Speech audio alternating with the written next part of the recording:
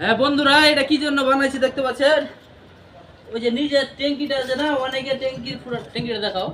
অনেকে ফিনিশিং দেওয়ার পরে ওই ট্যাঙ্কির যে দাগটা থাকে নিচে সব উঠে যায়, যে দুটো দাগ থাকে এই দাগটা কিন্তু অনেকে মারতে পারে না। তার জন্য একটা সিস্টেম, নতুন সিস্টেম বানাইতেছি।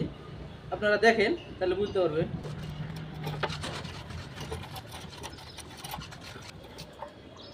এই যে এটা আমার দ্বারা এখন বান্ধা শেষ, এখন আমরা এটা ফিনিশিং দিব কিভাবে দেখে দেখাও, দিয়ে তোমরা দেখাও।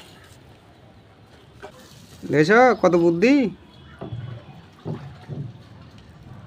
না, হাতখানা যদি এত বড় হইতো, আল্লাহ যে হাতখানা এত বড় দিত তাহলে কত ভালো হইতো। কারণ হাতের বদলে পাটা ব্যবহার করতে হয়েছে, বুঝতে পারলে?